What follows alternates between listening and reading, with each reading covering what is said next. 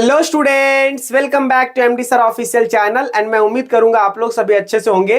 तो आज का सेशन हम लोगों के लिए बहुत इंपॉर्टेंट सेशन होने वाला है, क्योंकि आज हम लोग पढ़ने वाले हैं महाराष्ट्र बोर्ड के 10th स्टैंडर्ड के मैथ्स 2 दैट इज ज्योमेट्री। और ज्योमेट्री में आज हम लोग पढ़ेंगे चैप्टर नंबर 3 और चैप्टर नंबर 3 हमारा है सर्कल। सर्कल वाले चैप्टर को थोड़ा सा ज्यादा इंपॉर्टेंस हम इसलिए दे रहे हैं क्योंकि इसके बेसिक कॉन्सेप्ट इससे थियरम जो रिलेटेड है ना, वो चीजें हम लोग अदर चैप्टर में भी यूज करेंगे। जैसे कि ज्योमेट्रिक कंस्ट्रक्शन आप करेंगे तो वहां पे आप लोगों को बेसिक कॉन्सेप्ट ऑफ सर्कल का रिक्वायरमेंट वहां होगा। साथ ही साथ जब आप मेंसुरेशन चैप्टर को सॉल्व करेंगे तो वहां पे भी आपको सर्कल के कुछ कॉन्सेप्ट्स वहां पे यूज है, तो आप आज ही इसको ध्यान से समझ लीजिएगा। ठीक है, तो चलिए हम लोग स्टार्ट करते हैं इसके बेसिक कॉन्सेप्ट। और सबसे पहले याद रखिएगा कि हम जब स्टार्ट करेंगे इसका बेसिक कॉन्सेप्ट तो हम जीरो से स्टार्ट करने वाले हैं और फिर हम आपको हीरो बनाएंगे इस चैप्टर में। ठीक है, तो आपको पता है कि एक सर्कल कैसे ड्रॉ होता है ना? सर्कल कैसे ड्रॉ होता है देखिए यहाँ पे। उसके बाद हम इसकी प्रॉपर्टीज बताएंगे। सर्कल जब आप नोटबुक पे ड्रॉ करेंगे या पेपर पे ड्रॉ करेंगे तो वहां पे क्या होता है, एक कंपास को लेते हैं, कंपास में पेंसिल डालते हैं और एक पॉइंटर होता है कंपास में, कंपास को रोटेट करते हैं और एक हमारा सर्कल बन जाता है। तो सर्कल कहां से हमारा स्टार्ट होता है बनना? सेंटर से। तो याद रखिएगा सेंटर हमेशा हमारे लिए होगा सर्कल के बीचों बीच में। ठीक है, ये हमारे पास रेडीमेड मटेरियल दिया हुआ है तो हम इसको यूज कर लिए। अब यहाँ पे देखिए ध्यान से कि एक सर्कल है। अब सर्कल की कुछ प्रॉपर्टीज है, कुछ इसके पार्ट्स हैं, उसको समझ लीजिए। आप बहुत दिनों से पढ़ते आ रहे होंगे, लेकिन मैंने क्या बताया, जीरो से बताएंगे। तो जीरो से समझिए, ये जो सेंटर पॉइंट दिया ना, इसको हम लोग बोलते हैं, ये जो पॉइंट हम दिए इस पॉइंट का नाम क्या है? Centre point. क्या बोलते हैं हम इसको? सेंटर पॉइंट, या फिर सेंटर ऑफ द सर्कल भी कहते हैं। ठीक है, इस बात को आप ध्यान रखिएगा। अब उसके बाद थोड़ा और ध्यान रखने की जरूरत है, इसकी प्रॉपर्टीज आप समझ लीजिए, थोड़ा सा इसके पार्ट्स जितने वो भी समझ लीजिए। जैसे कि यहां से इस सेंटर से एक लाइन ड्रॉ किए हम सर्कल तक। ठीक है, तो इसका हम नाम दे देते हैं ओ। ज्यादातर हम लोग इसको इंडिकेट करते हैं ओ लेटर से ही, और इसका हम नाम दे देते हैं ये वाले पार्ट को आर। तो ये जो ओ आर जो है, ये आपको दिख रहा है ना, ये ओ आर जो लाइन आपको यहां पे जो सेगमेंट दिख रहा है, ये क्या है? रेडियस है। क्या है? इसको क्या बोलते हैं? रेडियस। ठीक है, और इस रेडियस को हम लोग इंडिकेट करते हैं लेटर आर से। अब एक चीज और ध्यान दीजिएगा थोड़ा सा, कि इसमें एक लाइन और हम लोग ड्रॉ करेंगे। लाइन ड्रॉ करेंगे लेकिन वो लाइन होगा हमारा सेंटर से, और लेकिन एक चीज और इसमें खास बात होगा कि ये one side of the circle to the other side ये ज्वाइन करेगा। तो इसका हम नाम देते हैं ए बी। इसका नाम दे दीजिए आप लोग ए बी। ठीक है, ये जो ए बी है वो क्या है? डायमीटर है। ध्यान रखिएगा। ठीक है, ये हो गया डायमीटर। हम लोग डायमीटर को डी से इंडिकेट करते हैं। ओके, अब डायमीटर का थोड़ा सा और चर्चा हम करेंगे, लेकिन उससे पहले ध्यान से एक चीज और देख लीजिए कि जैसे एक साइड से दूसरे साइड तक एक लाइन ड्रॉ किए तो उसको हम लोग डायमीटर बोलते हैं। लेकिन ये कंपलसरी नहीं है कि हम लोग यहीं से ड्रॉ करेंगे। लाइन ऐसा भी तो ड्रॉ हो सकता है ना। ये लाइन ड्रॉ हुआ, इस लाइन को फिलहाल आप PQ के नाम से जान सकते हैं। तो ये जो PQ और AB, ये दोनों में क्या मतलब रिलेशन हो सकता है? ध्यान दीजिएगा, एक तरह का ये डायमीटर है लेकिन ये डायमीटर नहीं है। अब ये डायमीटर क्यों है और ये डायमीटर क्यों नहीं है? ध्यान दीजिएगा, जो लाइन सेंटर से पास करे उस लाइन को हम लोग डायमीटर कहते हैं, और जो लाइन सेंटर के अगेंस्ट पास करे या फिर सेंटर को टच करके ना जाए उस लाइन को हम लोग कहते हैं कोड। तो यहां पे हमारा जो PQ हो जाएगा वो हो जाएगा हमारा कोड। अब एक और इंपॉर्टेंट चीज ध्यान रखिएगा कि सेंटर से पास किया है तो डायमीटर नाम है, लेकिन क्या डायमीटर को हम लोग कोड बोल सकते हैं? हाँ, तो बोल सकते हैं। ये AB जो होगा ना वो हमारा कोड है। बट इस बात का आप ध्यान रखिएगा एक नोट पॉइंट में कि ये जो AB जो है ना, AB ये क्या है? डायमीटर है ना, डायमीटर AB वो क्या है? लार्जेस्ट कोड है। लार्जेस्ट कोड है, code of the circle. Diameter is the largest code of the circle. ये बेसिक जानकारियां आप लोगों को समझ में ऑलरेडी पहले से आया हुआ है, फिलहाल एक बार मैं वापस रिपीट कर दे रहा हूं। थोड़ी सी जो इंपॉर्टेंट जानकारियां हैं वो आप देख लीजिए यहां से। Relation between radius and diameter, इसका इंपॉर्टेंस आप लोगों के लिए ज्यादा है। देखिएगा यहां पे रिलेशन, जो पहला टर्म्स हम लोग ध्यान देंगे वो है कि इसको हम लोग क्या बोलते हैं? OR को रेडियस। ये एक तरह से देखा जाए तो सेंटर से लेकर के यहां तक आया रेडियस, तो ये सेंटर से यहां आया तो इसको भी रेडियस बोल सकते हैं। सेंटर से ये भी आया हुआ है B तक रेडियस, तो ये भी रेडियस है। तो क्या मालूम पड़ा कि एक रेडियस जो होता है, ओके, वो देखा जाए तो यहाँ पे देखो डायमीटर का आधा पार्ट ये वाला हो गया, आधा पार्ट ये वाला, मतलब ये डबल पार्ट हो गया। तो डायमीटर का हाफ होता है रेडियस, क्या हो जाएगा, डायमीटर का हाफ। ठीक है, इन अदर सेंस कह सकते हैं जैसा कि एक रेडियस ये, एक रेडियस ये, दो रेडियस मिल करके एक डायमीटर बनाया ए बी, तो हम लोग बोल सकते हैं दूसरे कंडीशन में कि दो रेडियस जो होगा वो मिल करके क्या होगा, साथ में एक डायमीटर बनेगा। बस इतना ही आप ध्यान रखिएगा, ये बेसिक कॉन्सेप्ट है और बेसिक स्ट्रक्चर है एक सर्कल का। फिलहाल हम थोड़ा सा, अगर बात स्टार्ट हुई है कोड का, तो कोड के ऊपर थोड़ा सा हम डिस्कशन और करना चाहेंगे। ध्यान दीजिएगा, यहां पे एक एग्जांपल लेते हैं सर्कल का, वापस हम ऐसा ड्रॉ करते हैं। एक सर्कल देखिए, ठीक है, ये एक सर्कल हो गया। सिमिलरली हम एक सर्कल और ऐसा ही ड्रॉ कर देते हैं, सेम एज इट इज हो जाएगा। ठीक है, जब बात कोड की कर रहे हैं तो पूरी चर्चा करते हैं। अब यहां पे थोड़ा ध्यान दीजिएगा, इसको एक मैंने कोड यहां से यहां बना दिया, ठीक है, दूसरा कोड हम एक और यहां से यहां बना दिए। ठीक है, अब इसके ऊपर थोड़ा सा हम कंडीशनल बातें करेंगे। अब कंडीशनल बातें क्या होगा, ध्यान दीजिएगा। ठीक है, जैसे कि ये एक सेंटर ऑफ दी सर्कल है, यहां से एक लाइन हम ड्रॉ किए, ऐसा हो गया। दूसरा यहां से एक और सेंटर है जो कि हम यहां से ड्रॉ करें तो ये हमारा दूसरा सेंटर हो गया। ठीक है, अब इस कंडीशन में थोड़ी सी चीजें हम अलग बताने वाले हैं, थोड़ा सा आप इसको इंपॉर्टेंस दीजिएगा क्योंकि ये क्वेश्चन ऐसे इससे रिलेटेड आते हैं। पहला कंडीशन में ये क्या हो गया, हमारा कोड ए बी हो गया। ठीक है, और इसका नाम पी क्यू रख दीजिए। आपको पता है सेंटर को हम लोग ज्यादातर ओ से इंडिकेट करते हैं। इसका नाम आप डी रख दीजिए और यहां पे नाम रख दीजिए एम। अब इनको समझना क्या है, इसमें हम क्या कहना चाह रहे हैं। पहला कंडीशन समझिएगा कि अगर इफ एक कोड पे सेंटर से एक लाइन ड्रॉ हुआ, कोड पे सेंटर से एक लाइन ड्रॉ हुआ और वो लाइन अगर परपेंडिकुलर है तो ये कोड इक्वल पार्ट्स में डिवाइड हो जाता है ना। If OD is perpendicular to कोड ए बी, देन क्या हो जाएगा, then A B is divided into two parts. A B is divided into, कैसा हो जाएगा पता है, दोनों अलग अलग हो जाएगा और इक्वल पार्ट्स में हो जाएगा। एडी हो जाएगा बराबर बीडी के। ठीक है, ये समझ में आ गया। अब दूसरे कॉन्सेप्ट को थोड़ा समझिएगा कि अगर एक कोड पर सेंटर से एक लाइन ड्रॉ हुआ है, एक कोड पर सेंटर से एक लाइन ड्रॉ हुआ है और वो लाइन कोड को इक्वल पार्ट्स में डिवाइड कर रहा है, कोड को इक्वल पार्ट्स में डिवाइड कर रहा है, तो ये लाइन कैसा होगा ये बताना है ना हम लोगों को। तो यहां पे हम लोग लिखेंगे कि इफ पीबी पीक्यू है ना, तो if PQ is divided into two equal parts by a line या सेगमेंट कह सकते हो, by a line from centre, then क्या आ जाएगा यहां पे, then the line is perpendicular to, then the line जो है OM बोल सकते हैं। OM जो होगा वो परपेंडिकुलर होगा कोड का, कौन सा है, कोड PQ का। ठीक है, ये एक दूसरे का अपोजिट है, ये इसका कन्वर्स है। क्या है, इसका कन्वर्स है, तो याद रखिएगा। ठीक है, यही दो कॉन्सेप्ट था कोड के ऊपर।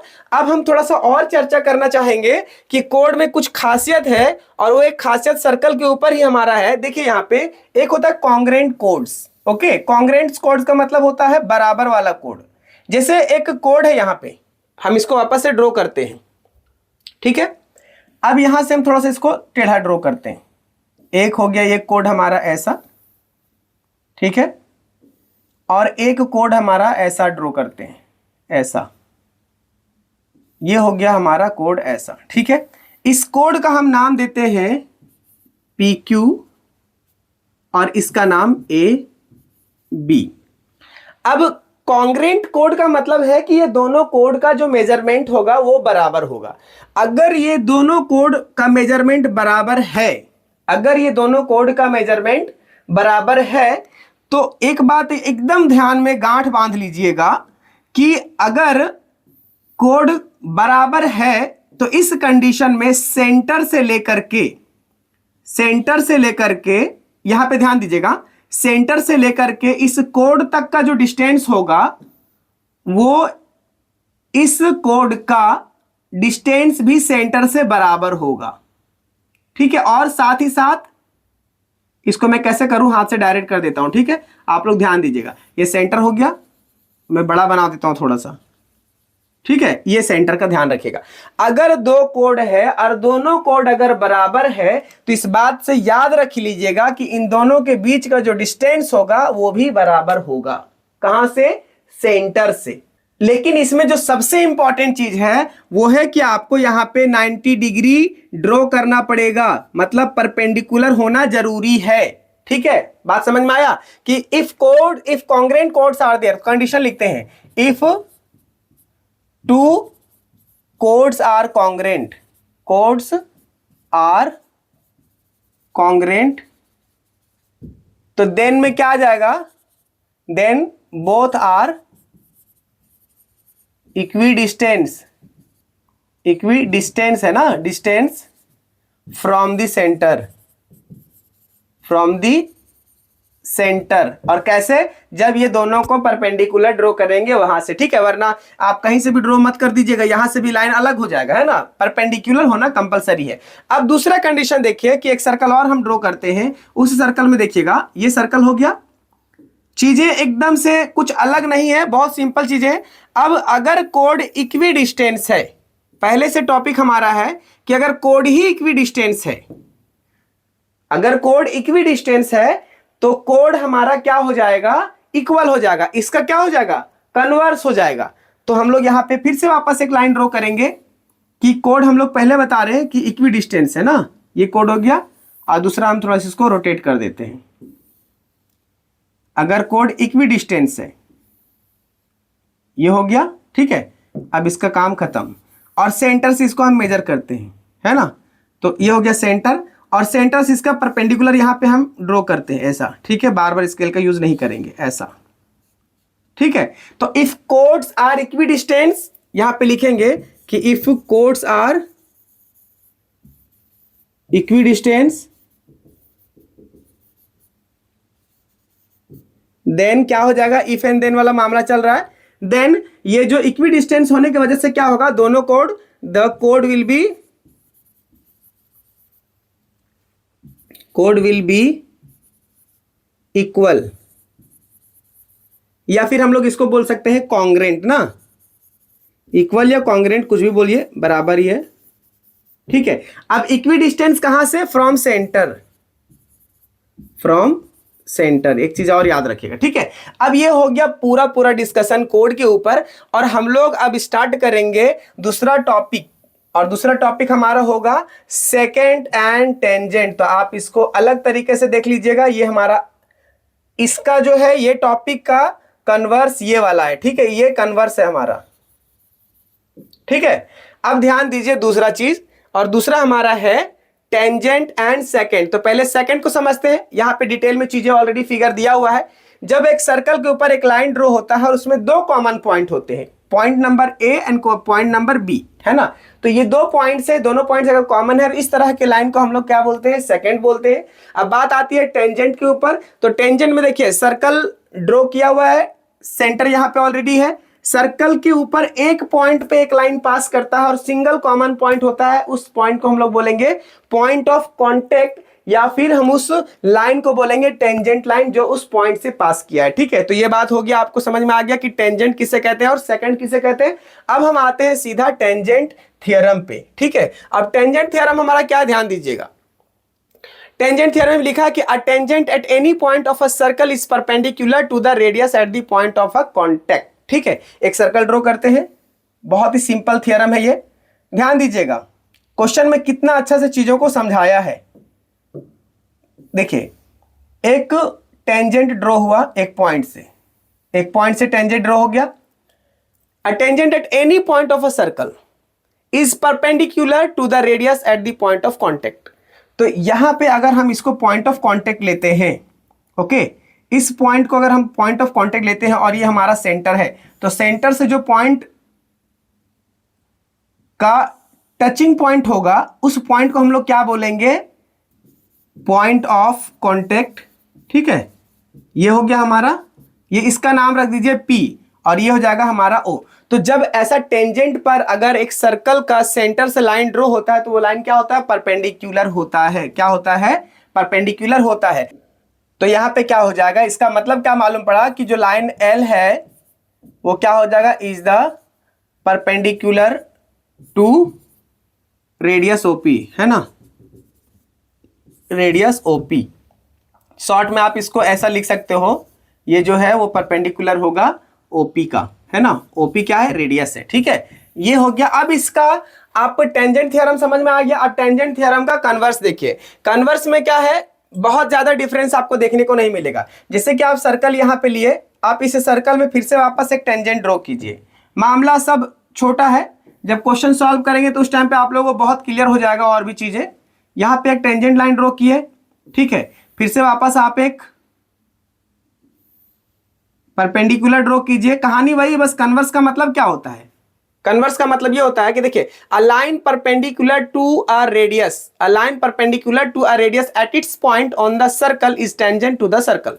मतलब ये जो सर्कल का रेडियस है, यहां से क्या हो गया, सर्कल का रेडियस, ठीक है, इसको हम लोग O से इंडिकेट करते हैं। इसको नाम रख दीजिए P और इस लाइन को फिर से वापस नाम रख दीजिए L।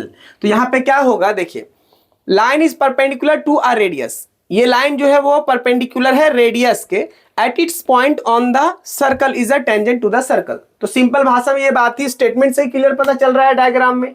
ठीक है, तो यहां पे क्या हो जाएगा,